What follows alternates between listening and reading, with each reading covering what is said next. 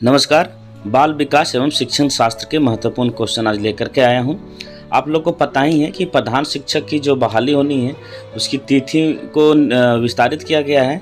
ये परीक्षा संभावित है कि नवंबर या दिसंबर में होगी और अभी आप लोग देख रहे हैं कि चहक प्रशिक्षण चल रहा है। तो चहक प्रशिक्षण को भी अगर आप लोग गौर से करें, उसके जो गतिविधियां हैं उसे ध्यान में अगर रखते हैं तो आपको बहुत सारा क्वेश्चन जो है वो आपको सॉल्व आपका हो सकता है।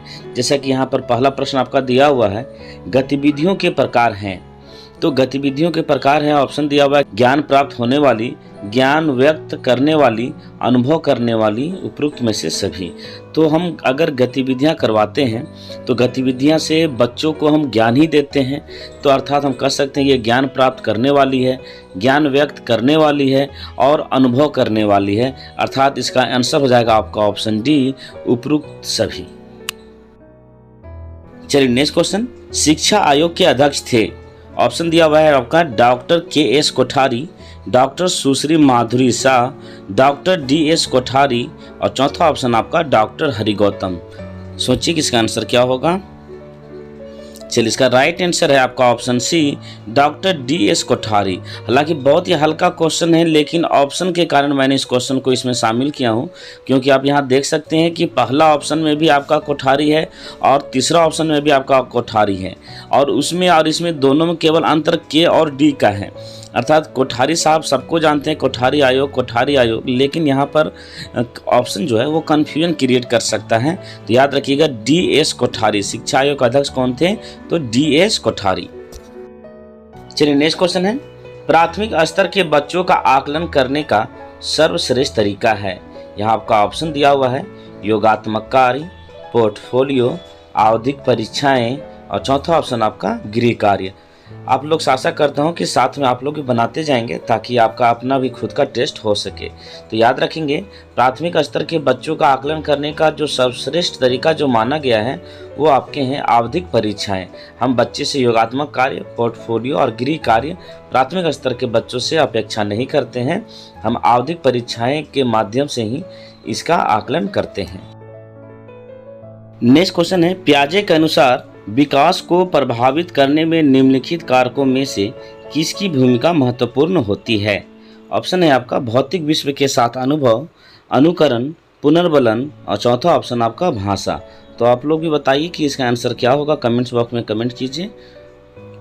चलिए इसका राइट आंसर है आपका ऑप्शन ए, भौतिक विश्व के साथ अनुभव। याद रखिएगा पियाजे के अनुसार विकास को प्रभावित करने में भौतिक विश्व के साथ अनुभव की भूमिका महत्वपूर्ण होती है। उन्होंने संज्ञानात्मक विकास की संवेदी प्रेरक अवस्था 0 से 2 वर्ष के बीच मानी है, जिसमें शिशु संवेदी अनुभवों का शारीरिक क्रियाओं के साथ समन्वय करते हुए संसार का अन्वेषण करता है। इसका आंसर हो जाएगा आपका ऑप्शन ए। चलिए नेक्स्ट अति महत्वपूर्ण क्वेश्चन है, सीखने के लिए आकलन निम्नलिखित का ध्यान रखना है सिवाय।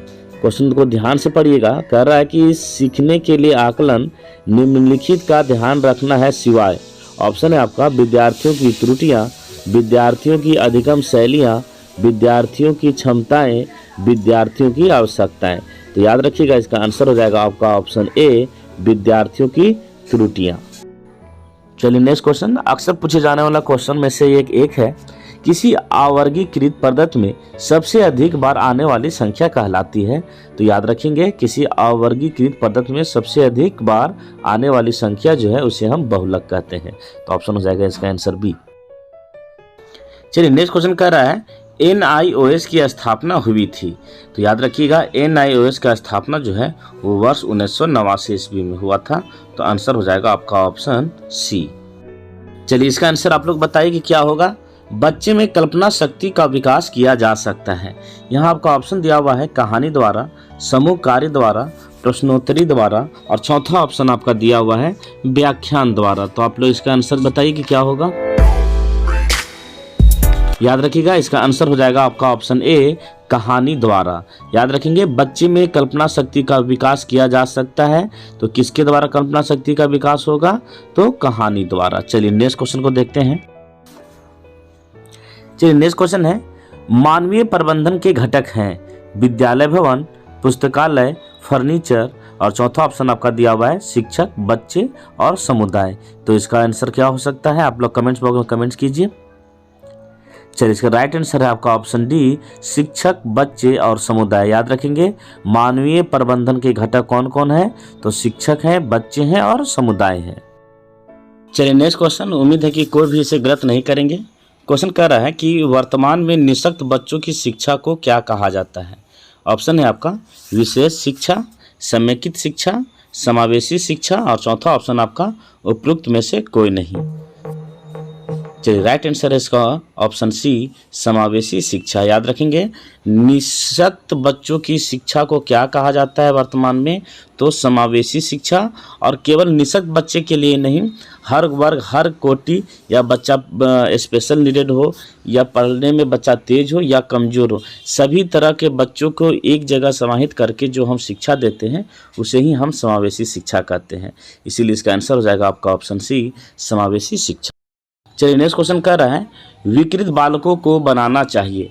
ऑप्शन है आपका परिवार पर निर्भर, आत्मनिर्भर, सरकार पर निर्भर, उपरोक्त में से कोई नहीं। तो इसका राइट आंसर हो जाएगा आपका ऑप्शन बी, आत्मनिर्भर।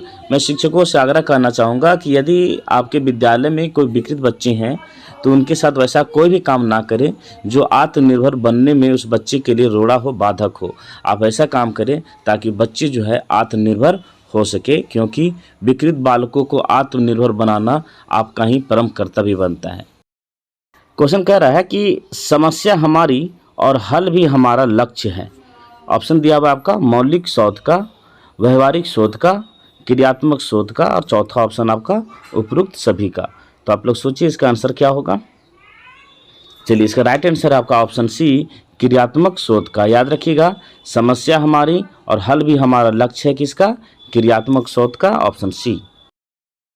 मैं हमेशा से बोलते आया हूँ कि इस प्रकार के जो क्वेश्चन होते हैं वो बहुत ही महत्वपूर्ण होते हैं, इसीलिए ये क्वेश्चन को आप लोग याद कर लीजिएगा। क्वेश्चन कह रहा है कि सामाजिक तथा सांस्कृतिक विकास का सिद्धांत संबंधित है।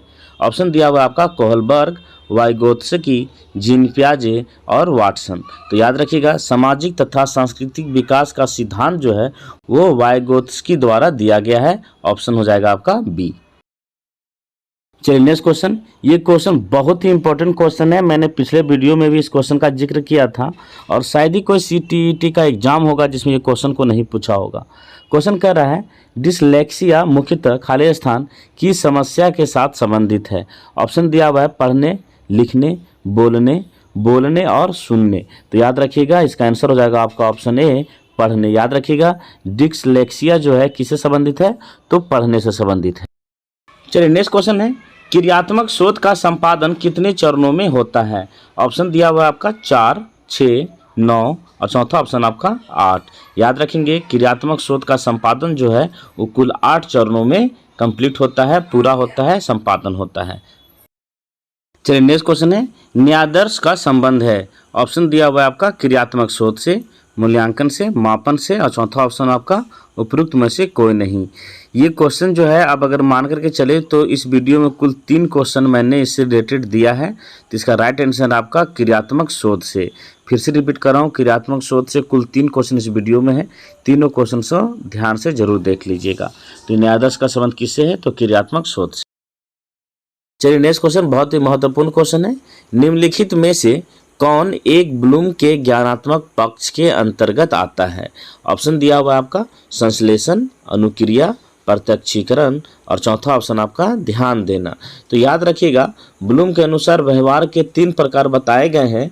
ये 3 प्रकार कौन कौन है ध्यान रखिएगा, ज्ञानात्मक पक्ष, भावनात्मक पक्ष और तीसरा आपका होता है क्रियात्मक पक्ष, जिसे हम मनोगत्यात्मक पक्ष भी हम कहते हैं।